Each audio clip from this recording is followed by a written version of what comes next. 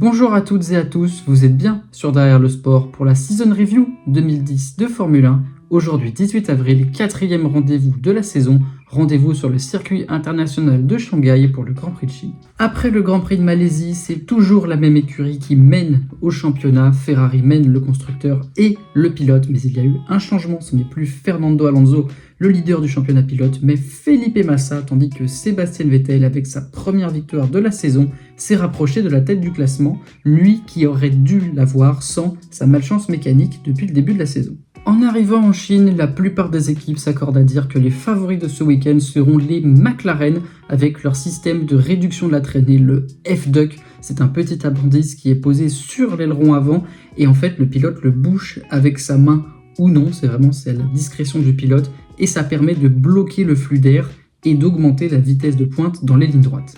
Martin Whitmarsh, le directeur de l'écurie McLaren, salue le début de saison solide de son écurie qui a déjà une victoire au compteur, celle de Jenson Button en Australie, et il pense qu'après la Chine et en Europe, la McLaren va devenir potentiellement la meilleure voiture, tandis que Lewis Hamilton s'attend à ce que Red Bull et Ferrari challengent la McLaren sur ce week-end chinois.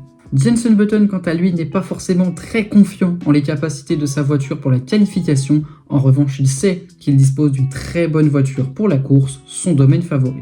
Quelques jours après le Grand Prix de Malaisie, la FIA a clarifié 2 articles de son règlement sportif et technique concernant la hauteur de caisse, puisque McLaren avait suggéré que Red Bull utilisait un système pour régler la hauteur de caisse entre la qualification et la course. La FIA a déclaré que ce système était interdit et après des analyses sur la Red Bull, il n'y en avait pas, mais McLaren, qui était en train de développer un système pareil, décide donc évidemment d'arrêter le développement. En parlant de modifications, quelques équipes ont apporté des packages aérodynamiques sur ce week-end. On commence par la Red Bull qui apporte un élément aérodynamique qui redirige mieux le flot d'air vers l'aileron arrière, tandis que Mercedes apporte quant à elle un tout nouvel aileron arrière. Ferrari, quant à elle, apporte un diffuseur modifié, tandis que Williams et Renault ont apporté de nouveaux ailerons avant, place aux essais libres. Mais avant de rentrer dans le vif du sujet, évidemment, on regarde le circuit international de Shanghai, qui est le même qu'aujourd'hui. Voilà, il n'a pas changé, 56 tours et un circuit à la fois technique et rapide avec sa grande ligne droite, la plus longue du championnat.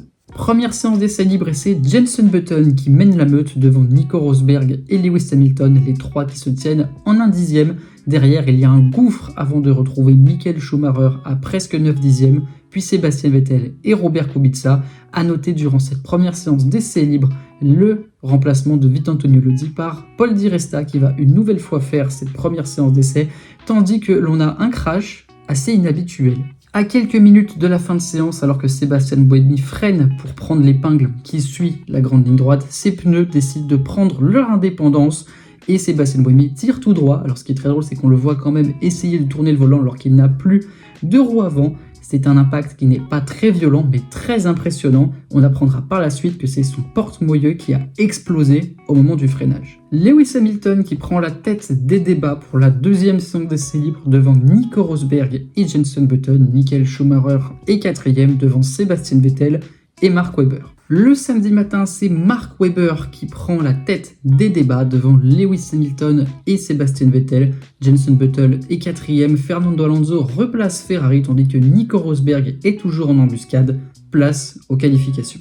La qualification qui se déroule sur le sec, contrairement au Grand Prix de Malaisie et en Q1, aucune surprise, les 3 petites écuries sont éliminées, HRT, Lotus et Virgin, et c'est Timo Glock qui est le plus rapide de ce paquet de fond de grille, tandis que c'est Vittorio Lodi qui les rejoint en étant éliminé en Q1. En Q2, toujours pas de grosses surprises puisque l'on retrouve les 2 Williams, les 2 Sauber, les 2 Toro Rosso et la Renault de Vitaly Petrov.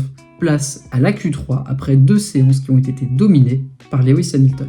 En Q3, c'est Sébastien Vettel qui va mettre tout le monde d'accord, 1:34.558, 50 millièmes d'avance sur son coéquipier Mark Webber. Derrière, surprise, on retrouve Fernando Alonso, 3e, Nico Rosberg, 4e devant Jenson Button et Lewis Hamilton qui a raté sa Q3, il faut le dire. Ensuite, on retrouve Felipe Massa, Robert Kubica, Michael Schumacher et Adrian Sutil qui complète le top 10, le tour de qualification de Sébastien Vettel si la FOM veut bien me laisser le mettre, et sinon, place à la course. A noter après la qualification la pénalité de 5 places sur la grille de Karun Chandhok après que son écurie ait brisé le scellé sur sa boîte de vitesse. Il sera ensuite encore plus pénalisé après que l'écurie ait changé une pompe hydraulique sur son moteur. Il partira donc de la voie des stands. 30 minutes avant le départ de la course, la pluie qui commence à tomber sur le circuit et qui est de plus en plus forte. On se demande alors si on doit partir en pneu sec ou en pneu intermédiaire, tandis que Timo Glock ne prendra pas le départ de la course suite à un problème moteur et qu'un problème d'embrayage force son coéquipier Luca Di Grassi à partir de la voie des stands. Au départ, superbe impulsion de Fernando Alonso qui prend immédiatement la tête, tandis que Sébastien Vettel perd même la deuxième place au profit de son coéquipier Mark Webber. Derrière, pas de grands changements, tout le monde garde sa position, hormis Robert Kubica dans le top 10, qui n'a pas fait un excellent départ, se faisant doubler par Schumacher, Sutil et Barrichello.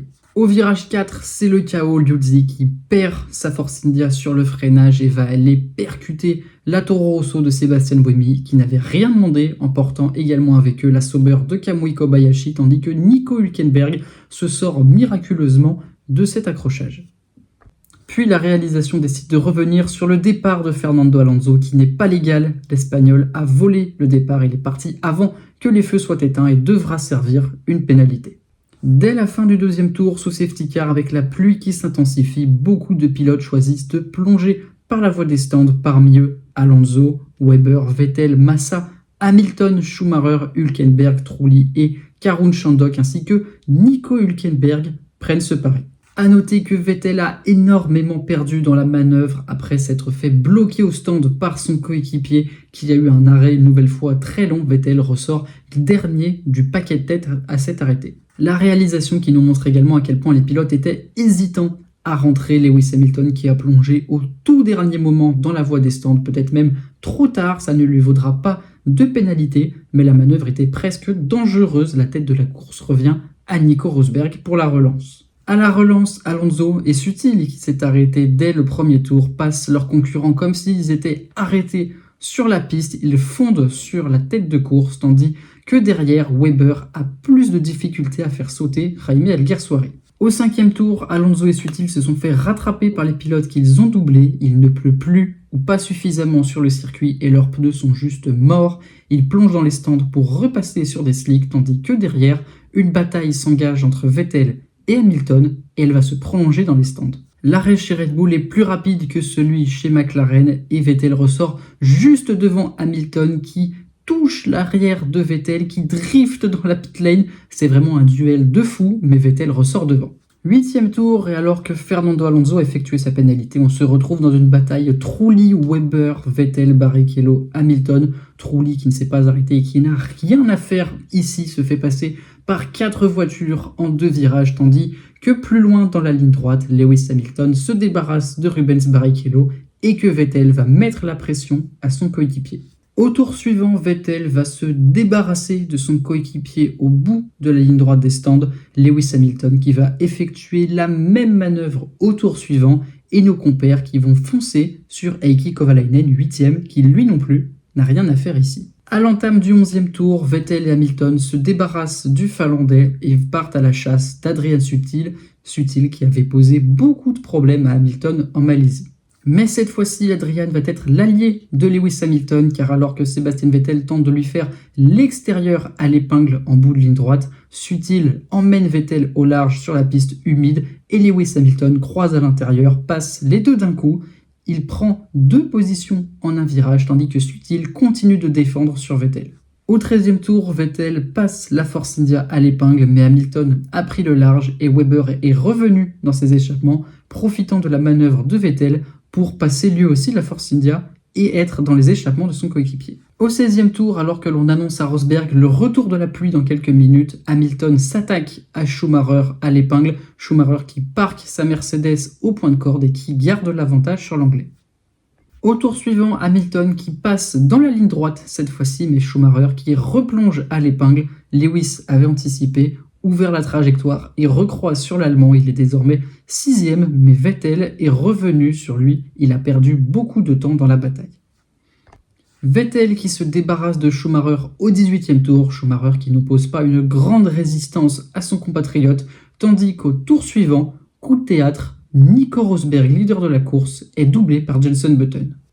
Lorsque l'on regarde le replay, on voit que Rosberg fait une erreur au freinage à la fin du deuxième secteur, lui coûtant toute l'avance qu'il s'était construit sur Button, lui qui faisait une course parfaite pour le moment, fait une erreur très coûteuse. Au 20e tour, Schumacher et Webber qui lancent une nouvelle vague d'arrêt au stand, les pilotes qui repassent sur les pneus intermédiaires à cause de la pluie qui s'intensifie, tandis que Alonso va doubler son coéquipier dans l'entrée de la voie des stands.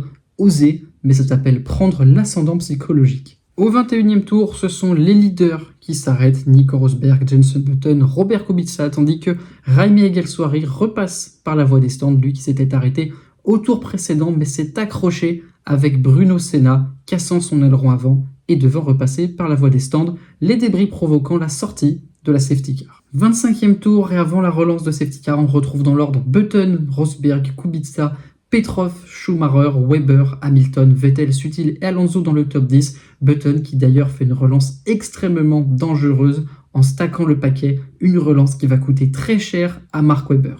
La relance de la safety car qui est perturbée par Chandok, retardataire. Les retardataires à l'époque ne sont pas autorisés à dépasser la safety car. Ça va profiter à Alonso qui va doubler Vettel, tandis que Schumacher et Hamilton relancent un duel et que Webber a disparu de ce groupe. Lewis Hamilton qui va cependant se débarrasser assez vite de Michael Schumacher en plongeant dans le deuxième secteur, tandis que l'on voit ce qui s'est passé pour Mark Webber.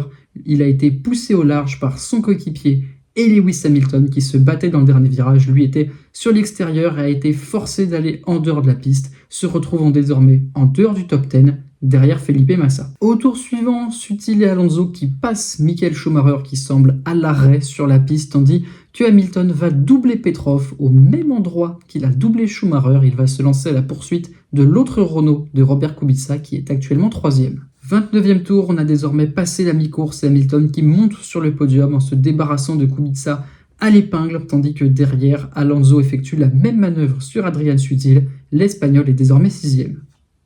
33e tour et jolie pirouette de Vitaly Petrov à la fin du deuxième secteur. Il perd 2 positions sur Alonso et Vettel qui sont collés. Au 36e tour, un duel s'engage entre Rosberg 2e et Hamilton 3e, les deux copains qui vont aller se battre et Hamilton qui tente de dépasser à son endroit favori, mais Rosberg qui recroise, la bataille continue. Au 38e tour, Hamilton s'arrête pour chausser de nouveaux pneus intermédiaires. Rosberg et Button limitent au tour suivant, mais Lewis réalise l'undercut sur la Mercedes. Il est désormais 2e et va aller chasser son coéquipier pour la victoire. 44e tour et c'est Chandok qui réalise une jolie pirouette lui aussi dans le premier secteur mais garde sa monoplace hors des barrières, tandis que 2 tours plus tard, Petrov s'attaque à Alguersuari et passe à l'épingle. Massa qui le suit dans le dernier virage, Petrov qui va être l'animateur de cette fin de course. Dans le 51e tour, il se débarrasse de Michael Schumacher et prend la 8e position, Schumacher qui se fera passer un peu plus tard par Felipe Massa. Au 54e tour, il profite d'une erreur de Mark Webber pour doubler la Red Bull dans l'escargot avant la ligne droite. Il est désormais 7e et va inscrire ses premiers points. 56e et dernier tour, victoire de Jenson Button qui s'impose devant son coéquipier Lewis Hamilton qui échoue à 1 seconde 5 de la victoire. Derrière, on retrouve Nico Rosberg qui aura presque tout bien fait aujourd'hui. Fernando Alonso 4e, quant à lui, n'aura pas tout bien fait du tout, mais sauve les meubles avec cette 4e place. Il a peut-être encore laissé échapper une victoire. 5e, on retrouve Robert Kubica qui a tout bien fait, mais s'est fait avoir à la stratégie, undercuté par Alonso lors de la dernière phase d'arrêt au stand.